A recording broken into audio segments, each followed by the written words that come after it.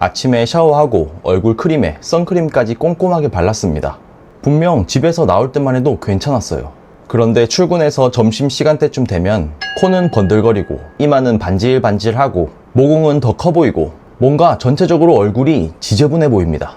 분명 아침에는 괜찮았는데 말이죠. 심지어 어떤 날은 무슨 일 있어? 왜 이렇게 피곤해 보여? 오늘 피부 왜 이래?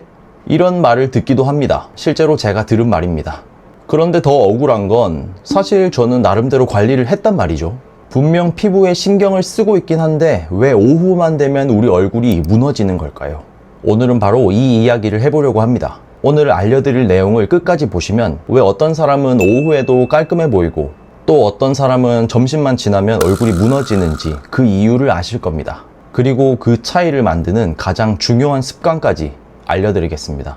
사실 우리가 진짜 원하는 건 깔끔해 보이는 인상입니다. 회사에서든 소개팅에서든 친구를 만날 때에도 우리는 피부 자체보다 상대방에게 어떻게 보이는지를 더 신경 씁니다. 그런데 피부가 무너지기 시작하면 인상도 같이 무너집니다. 실제로 사람들은 모공 하나하나를 다 쳐다보진 않습니다. 주름 한 줄 한 줄 보는 것도 아닙니다. 그냥 전체적인 얼굴의 인상, 그 깔끔한 인상을 쳐다보는 거죠. 깔끔해 보인다, 피곤해 보인다. 아, 관리를 하는 사람이구나.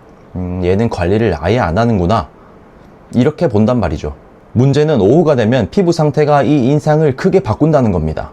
왜 그럴까요? 첫 번째 이유는 피지입니다. 피지는 피부를 보호하는 역할도 하고 수분이 날아가지 않도록 도와주기도 합니다. 문제는 너무 많이 나올 때입니다. 특히 남성은 여성보다 피지 분비량이 많습니다. 그래서 같은 환경에 있어도 남성이 더 쉽게 번들거릴 수 있죠.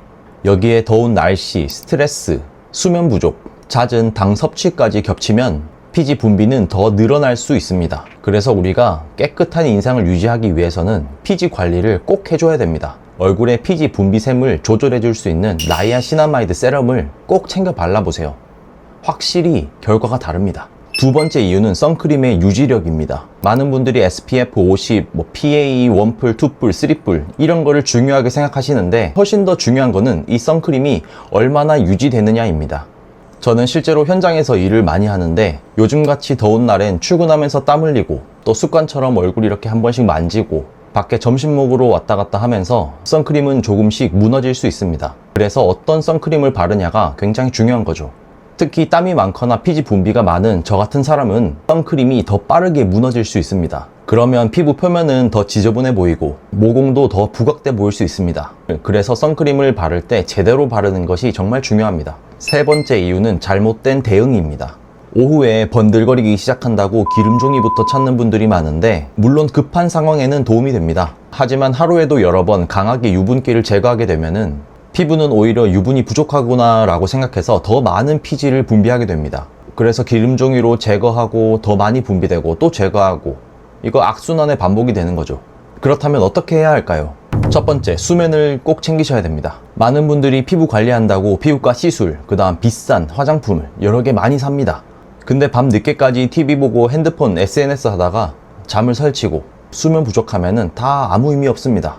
제품도 한계가 있습니다. 우리가 아무리 레티놀이나 이런 세럼, 각종 크림들을 얼굴에 바른다고 해도 피부는 밤에 회복합니다. 수면이 가장 강력한 치료제일 수 있습니다. 두 번째, 당 섭취를 줄여보세요. 빵, 과자, 달달한 음료 이런 걸 입에 달고 다니시면 피지 분비가 늘어날 수밖에 없습니다. 생각보다 많은 사람들이 관리를 한다고 하지만 화장품보다 식습관 때문에 무너지는 게 더 많습니다. 세 번째, 본인의 생활 패턴에 맞는 선크림을 사용하셔야 됩니다. 하루 종일 사무실에 있는 사람과 저같이 야외 현장에서 땀을 많이 흘리며 일하는 사람들은 필요한 선크림이 다릅니다. 특히 땀이 많이 나고 야외 활동이 많은 분들은 워터프루프 타입이나 지속력이 좋은 선크림을 사용하셔야 됩니다. 중요한 건 남들이 좋다는 제품이 아니라 내 생활 패턴에 맞는 제품을 써야 되는 겁니다. 저도 일상생활에서 사용하는 선크림과 야외 활동에 사용하는 선크림이 다릅니다. 땀이 많이 나는 활동을 할 예정이면 워터프루프 제품을 사용합니다. 이게 제가 사용하는 워터프루프 선크림인데